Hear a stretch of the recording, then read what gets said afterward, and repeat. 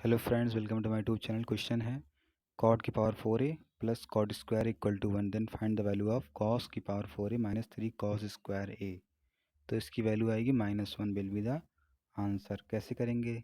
दो मेथड है। पहला मेथड ये है कि आप क्लास 10th की तरह इसे इन दोनों को साइन कॉस में चेंज करिए, फिर वहाँ से इसे क्या करेंगे, सरलीकरण करेंगे, आपका आंसर आ जाएगा। या ये थोड़ा लॉन्ग प्रोसेस होगा। शॉर्ट प्रोसेस क्या है इसका कि आप कॉमन लीजिए। देखिए, जो जो कॉमन लेने वाली चीज़ होती है that makes a solution easy. और चाहिए मतलब ये तो यहाँ पे आप देख सकते हैं कि त्रिकोणमिति का यूज़ हुआ है। अगर कोई बीज गणित का भी यूज हुआ होता, जैसे एक्स की पावर 4 या एक्स वाई कुछ भी, या अन्य कोई कुछ, तो कॉमन लेने से क्या होता है, वो इजी हो जाता है। तो यहाँ से कॉमन लेंगे, हो जाएगा कॉट स्क्वायर ए, ब्रैकेट में कॉट स्क्वायर ए प्लस 1 क्या होता है, आपको पता है, cosec square A equal to 1। अब क्या करेंगे, हम इसको लिखिए। क्या लिखेंगे, सॉरी, हाँ, ये हो गया कॉस स्क्वायर ए अपान साइन की पावर 4 ए इक्वल टू 1। ये हो गया। अब साइन की पावर 4a को लिख सकते हैं क्या, 1 माइनस कॉस स्क्वायर ए की पावर 2। तो यहाँ से क्या हो जाएगा, cos square A equal to 1 plus cos की पावर 4a और -2 कॉस ए, ये आ गया। Sorry, -2 cos square A. अब देखिए, हमें क्या निकालना था, कॉस की power 4a minus 3 cos square A. तो इस वाले कॉस स्क्वायर ए को आप यहाँ लाइए, तो हो जाएगा -3 कॉस स्क्वायर ए और प्लस कॉस की पावर 4 इक्वल टू, इसे 1 को वहाँ भेज दीजिए, तो -1 will be the answer of this question. दूसरा क्वेश्चन, ये बहुत ही good, you can say that you can not think easily this question. Question is x square plus 6x plus 1 equal to 0. Then what is the value of x plus 6 का whole cube plus 1 by x plus 6 का whole cube. तो आपको पता है exam में हमेशा ये question तो आता ही आता है कि x plus 1 upon x equal to दिया है समथिंग, तो x cube plus 1 upon x cube की वैल्यू क्या होगी, ये हमेशा पूछता है आपको। चाहे मतलब क्वेश्चन का थोड़ा मेथड चेंज कर देगा पूछने वाला, लेकिन ये पूछता ही पूछता है। तो यहाँ पे जैसे ये दे दिया गया, तो अब पूछा है ये क्या होगा, तो आपको पता है कि ये तो हम तभी निकाल सकते हैं जब एक्स प्लस 1 अपान एक्स पता हो। तो इसे कैसे पता करेंगे, यहाँ से एक्स ले लीजिए कॉमन। जैसे आप एक्स को कॉमन लेंगे तो हो जाएगा x plus 1 by x plus 6 equal to 0। तो यहाँ से एक्स प्लस 6 इक्वल टू -1/6, तो -1/x। तो यहाँ से क्या करेंगे, हम x की वैल्यू निकालेंगे -1 अपान एक्स प्लस 6। ये हो गया। अब देखिए, इसे हम पक्षांतर करेंगे तो x plus 1 upon x plus 6 equal to 0। लेकिन हमें चाहिएगा, अगर इसको हम x मान लें, तो ये भी x हो जाएगा, x cube plus 1 upon x cube निकालना है। तो हम तो x पा गए 1 अपान एक्स, लेकिन प्लस x चाहिए। x मतलब x प्लस 6, तो यहाँ +6 ऐड करिए, यहाँ भी +6 ऐड करिए। तो x plus 6 plus 1 upon x plus 6 equal to हो जाएगा 6। और हमें पता है ये क्या हो गया, x plus 1 upon x equal to 6 अगर दिया होता है तो क्यूब निकालने के लिए हम क्या करते हैं, k क्यूब माइनस 3k। तो k क्या है, 6 है, तो 6 का क्यूब माइनस 3 इंटू 6 करेंगे तो आंसर आपका आ जाएगा 198। दूसरा क्वेश्चन है कि if sine theta plus cos theta equal to tan π/3, then sine cube theta plus cosec cube theta का मान क्या होगा। तो आप भी से देख सकते हैं कि साइन थीटा को, कॉसेक थीटा को आप क्या लिख सकते हैं, 1 अपान साइन थीटा। तो sine theta plus 1 upon sine theta equal to √3 दिया है। जबकि आपको पता है कि x प्लस 1 अपान एक्स, हमने पिछली वीडियो में भी आपको बताया कि ये ऑलवेज ग्रेटर और इक्वल टू 2 होता है। ये 2 से क्या होता है, बड़ा। और √3 का मान कितना आएगा, 1.7। तो ये एक्चुअली में अगर हम मैथ के अकॉर्डिंग सोचें, AM is greater than GM सोचे तो ये ऐसा हो ही नहीं सकता। अगर x रियल नंबर बिलोंग करता है तो ऐसा नहीं हो सकता कि ये पूरा √3 आए। वैसे भी आपको पता भी है कि साइन थीटा क्या है। साइन थीटा तो आपका -1 to 1 ही आंसर देता है, तो ये तो रियल वैल्यूज ही है ना। तो मतलब हमने साइन थीटा को मान लिया x, तो यानी x भी रियल होगा। जब ये दोनों रियल होंगे, रियल नंबर्स होंगे, तो ये √3 तो आ नहीं सकता। ये तो इसका मान 2 होगा या तो 2 से बड़ा होगा, लेकिन अब यहाँ दे दिया है और आंसर भी दिया है तो आपको उस प्रकार करना ही पड़ेगा। तो ये आ गया x+1/x = √3। निकालना क्या है, sine theta sine cube theta plus cosec cube theta. तो कॉसेक क्यूब थीटा को लिख सकते हैं 1/x का क्यूब। तो देखिए हमने क्या बताया था, ये क्वेश्चन आता ही रहता है। तो ये 2022 में CHSL में आया हुआ है। तो हमें पता है ये क्या होता है, k³ - 3k। k³ क्या है, इसका क्यूब करिए -3k, तो ये आंसर 0 आ जाएगा। ऑप्शन भी दिया गया है 0, तो 0 पे टिक ही करेंगे। वैसे तो कुछ नहीं आना चाहिए, लेकिन जब दिया गया है तो हमें करना पड़ेगा। दूसरा क्वेश्चन है कि PQR का औसत वजन 51 किलोग्राम है। यदि P और Q का औसत वजन 45 किलोग्राम है और Q और R का 46 किलोग्राम है, तो Q का वजन कितना होगा। तो जब इस प्रकार का क्वेश्चन दिया होता है तो हम क्या करेंगे, हमें पता है औसत वजन इतना दिया है, तो हम क्या निकालेंगे, योग निकालेंगे कि उनके वजनों का योग कितना है। तो औसत बराबर क्या होता है, पदों का योग बटे पदों की संख्या इक्वल टू औसत। तो यहाँ से हमने क्या किया, योग को निकाला, तो ये गुणा हो जाएगा। क्योंकि 3 लोग थे तो 51 × 3 दैट इज 153। यदि P और Q का औसत वजन 45 किलोग्राम है, तो अब इनके वेट का सम क्या होगा, 45 × 2। इस प्रकार इसको भी निकाल लिया हमने। फिर Q और R का 46 × 2 कितना हो जाएगा, 92। तो ये तो आ गया। हमें क्या निकालना है कि Q का वजन कितना होगा। तो अगर आप ध्यान से देखें तो PQR का वजन का योग इतना दिया है, PQ के वजन का योग इतना दिया है, QR के वजन का योग इतना दिया है। तो अगर आप क्या करें, इनको ऐड करके, यानी कि P + 2Q + R माइनस कर दें P + Q + R, तो यहाँ से क्या आ जाएगा, सब कट जाएंगे, केवल Q बचेगा, तो Q का वजन आ जाएगा। तो ये हमने माइनस कर दिया, तो 153 - 182, 19 विल बी द आंसर। दूसरा क्वेश्चन है कि 12 संख्याओं का औसत 64 है। यदि पहली 5 संख्याओं में से 14 माइनस कर दिया जाए और अगली 7 संख्याओं में 12 जोड़ दिया जाए, तो नया औसत क्या होगा। तो देखिए इसको समझते हैं। 5 संख्याओं में 14 घटा दिया जाए, मतलब 5 बार 14 घटाया जाए, 5 बार। फिर इसका मतलब क्या है, आप 14 को 5 बार क्या कर रहे हैं, माइनस कर रहे हैं। तो इसका मतलब है कि 14 × 5 एक ही बार में आप माइनस कर सकते हैं, तो 70 आ जाएगा। और फिर क्या बोला गया है कि 12 को 7 बार जोड़ा जाता है, तो हम कह सकते हैं कि 12 × 7 = 84 बार, मतलब 84 जोड़ा गया। 12 को 7 बार जोड़ना मतलब 84 जोड़ा गया।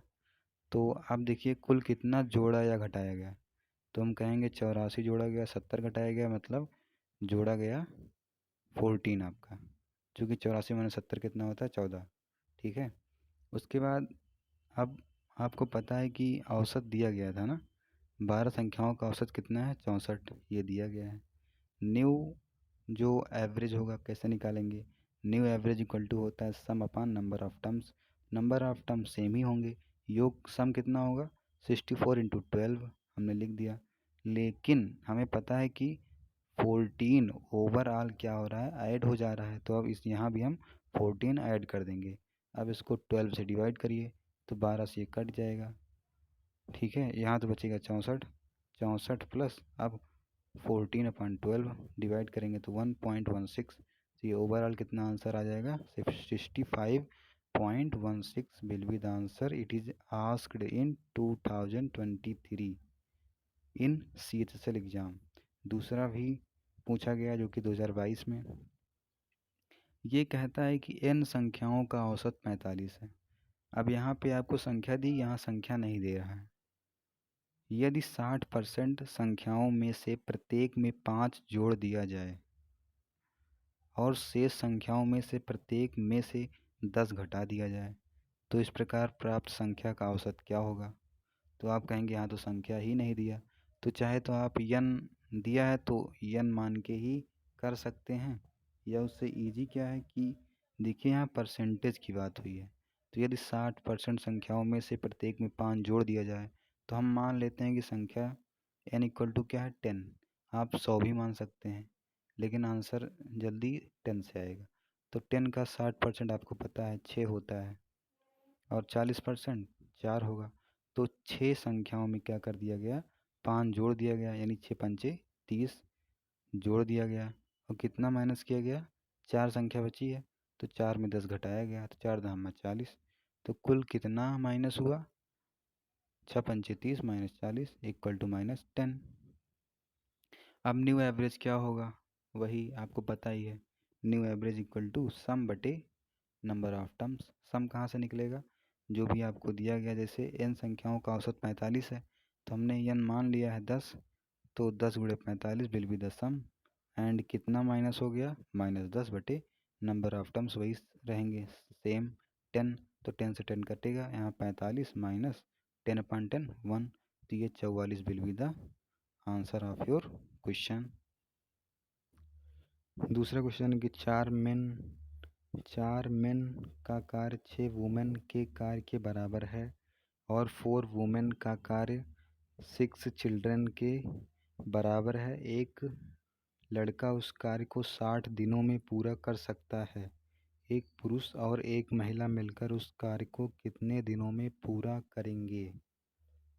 तो हमें पता है कि यहाँ इफ़िशियंसी गिवन है। कैसे, 4 मेन का कार्य 6 वुमेन के कार्य के बराबर है, तो हम लिखेंगे कि 4 मेन इक्वल टू 6 वुमेन। तो यहाँ से मेन बाई वुमेन कितना आ जाएगा, 2/3 6 बटे 2, यानी मेन का आ गया 3, वुमेन का आ गया 2। तो हमने यहाँ लिखा मेन का 3 वुमेन का 2 इफ़िशियंसी है। उसके बाद आगे कह रहा है, आप देखिए डायरेक्ट भी कर सकते हैं, 2 दूना 4, 2/3 6। बस आपको 3 लिखना है मेन के आगे और 2 लिखना है वुमेन के आगे। तो वैसे यहाँ भी क्या बोला है कि 4 वुमेन का कार्य 6 चिल्ड्रन के बराबर है। तो 2 2 जा 4, 2 3 जा 6। तो हम कह सकते हैं कि 2 चिल्ड्रन इक्वल टू 3 वुमेन। तो 2 चिल्ड्रन, ये बी फॉर बॉय, एंड 3 हमने लिख दिया वुमेन पे। अब हमको पता है कि वुमेन यहाँ 2 इफ़िशियंसी है, यहाँ वुमेन की 3 इफ़िशियंसी है। इसका मतलब ये रेशियो में है, वैसे भी आपको दिख भी रहा है ये रेशियो में। तो एक्चुअल में ये नहीं होना चाहिए।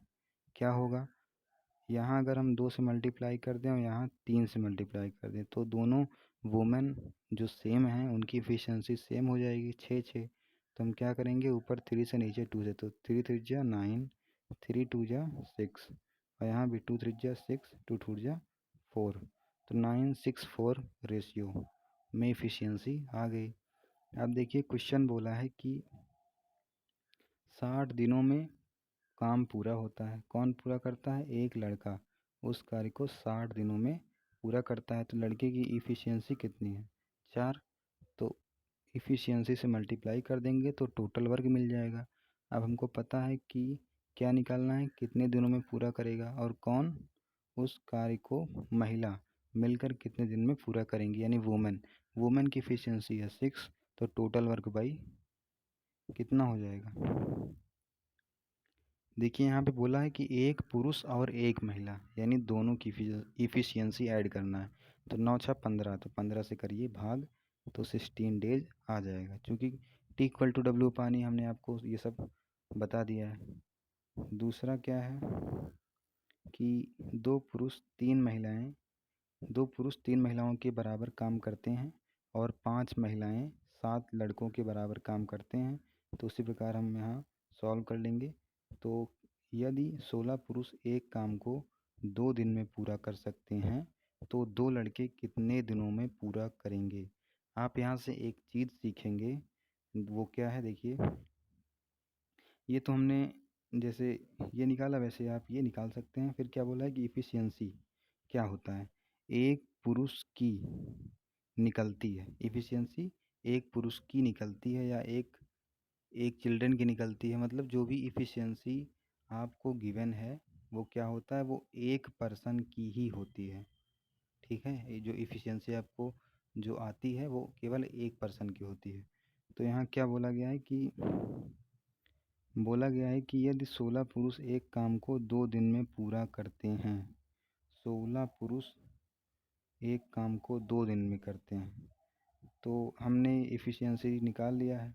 तो यहाँ देखेंगे कि एक पुरुष 2 दिन में काम करेंगे बराबर 21 × 2।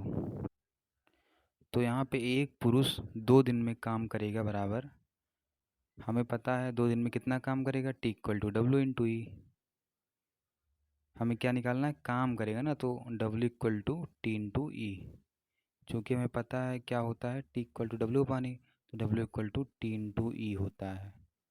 तो टी क्या है, टी दिया है 2 और ई फॉर इफ़िशियंसी, एक पुरुष की इफ़िशियंसी कितनी है 21, तो 21 × 2। ये तो एक पुरुष हो गया, लेकिन बोला है कि यदि 16 पुरुष एक काम को 2 दिन में पूरा करते हैं, तो हमने अभी आपको क्या बताया कि जो इफ़िशियंसी निकलती है वो केवल एक जन की निकलती है। तो हमने निकाला कि एक पुरुष 2 दिन में कितना काम करेगा, तो इफ़िशियंसी गुणे नंबर ऑफ डेज। तो 16 पुरुष 16 से मल्टीप्लाई कर दीजिए। आप कहेंगे ये क्या हो रहा है, अगर हम 16 से मल्टीप्लाई कर देंगे तो काम तो कम समय में होना चाहिए, लेकिन यहाँ मल्टीप्लाई हो रहा है ना कि डिवाइड, तो काम तो ज़्यादा समय में होगा। लेकिन आपको पता होना चाहिए कि ये टोटल वर्क निकाल रहा है ना कि टाइम।